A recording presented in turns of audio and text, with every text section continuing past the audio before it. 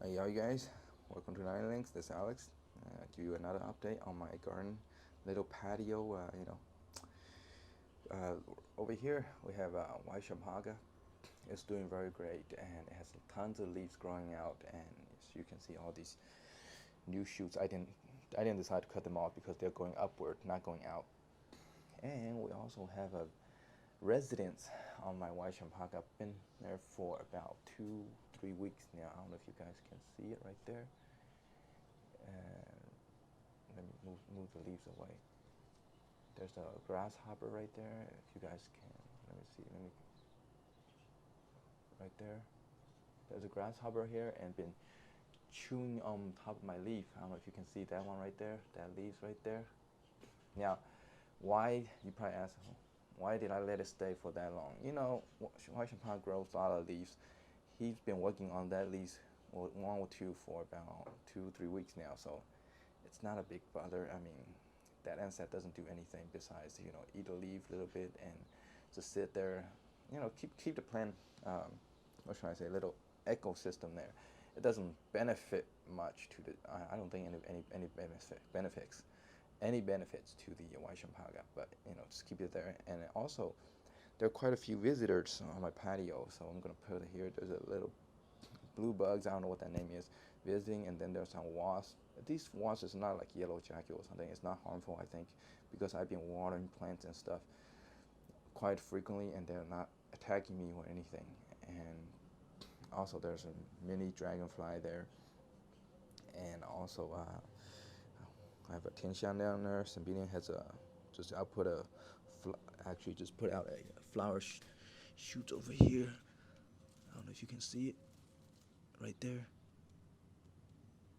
Right there, there's a flower shoot. So I had this plant for 4 years, almost killed it once, just like I did to my Cymbidium ruby chan, but managed to bring it back to life, and it's been growing ever since in Kansas, and just start to bloom, I guess, in Texas. The weather, I think it's good, really nice. It really like it up here. So anyway, and when we look at this one, orange jasmine, as you can see, all these little dots, these pokey dots, these all flower. Let me get closer for you. These all flower buds. They're this one's blooming, going into a second wave of blooms. I don't know if you guys remember when I first brought it down here. It bloomed once, and the whole plant's covered with flower. Here, let me show you a picture of a night shot that I took. Yeah, now it's blooming again. So I decided to put it in the front to get more sunlight. And then we have figs. Well, it's not fragrant flower. I mean, since I'm doing an update anyway, so might as well talk about it.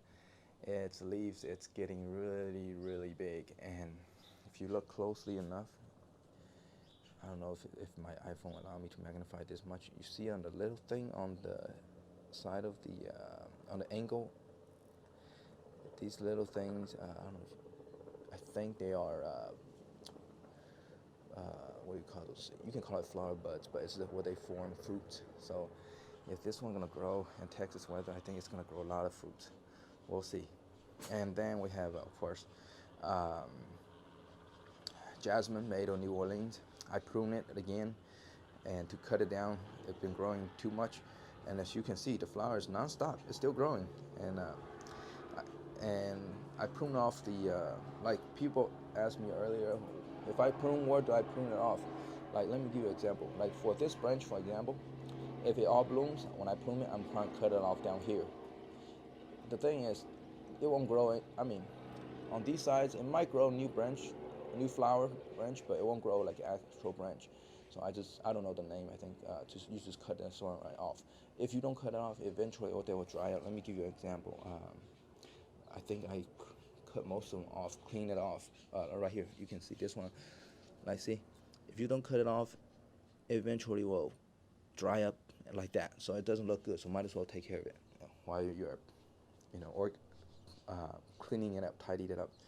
Anyway, it's doing very well, and flower buds up here, there, and there's quite a few of them throughout. And one thing I do want to mention that in Texas, maybe because of dry heat, it's not humid heat, dry heat. Dry heat does not make the flower fragrant. That further out. For example, before I was in Kansas, I have white champaga right out my walkway. when I open the door, even only have like one bloom or two bloom, I can smell the intensity of whole front porch filled with white champagne smell. But in Texas, I have like 6 blooms out on the plants. I open up my patio door, I mean, I smell them, but very, not as strong. It's like, compared to before, it's like only one half flower worth of smell. So my theory is that when you have a humid region and when it's warm out there, the plants fragrant tend to carry a lot further and last a lot longer. Think of a fragrant particle as a tiny, very tiny microscopic liquid that when it's humid, it travels like in the water, it travels faster. When you're humid, there are more water molecules out there. So it travels a lot further and lasts a lot longer. But when you have in a dry heat, I think these particles, they dry up faster and they fall to the ground. So you only smell them when you get closer to them. I don't know if that makes sense, but I think that's what is happening down here. Anyway, that's just a side chat on that. And then we have a neem tree here.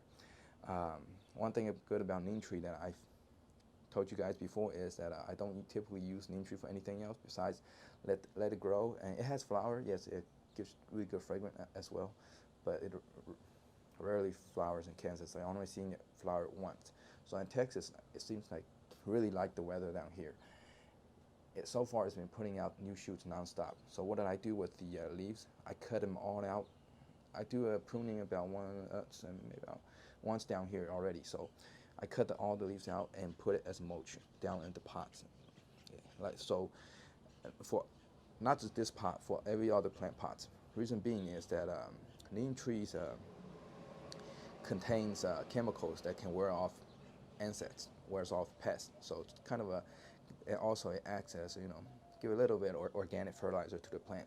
So it's pretty nice, have multiple functions towards kind of like the doctor's plant for all my other plants. Anyway, okay, now we're going to night blooming jasmine. Now, night blooming jasmine, it's been doing well, but not as well compared to what I have in Kansas. You see these new leaves, so I'll give you a little example. See, all curled up. There are 2 reasons I can think of it when this is happening. One is the roots are very heavily bounded. These guys are fighting for themselves for nutrients and for basically water.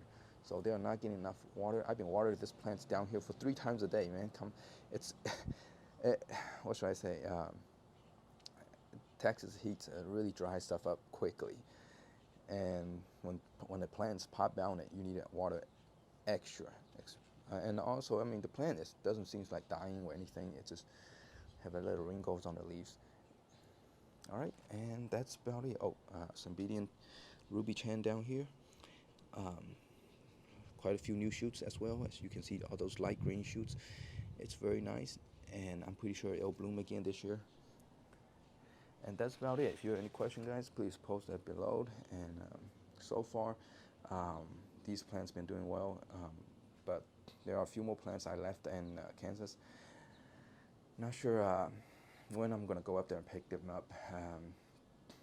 So they're in good hands.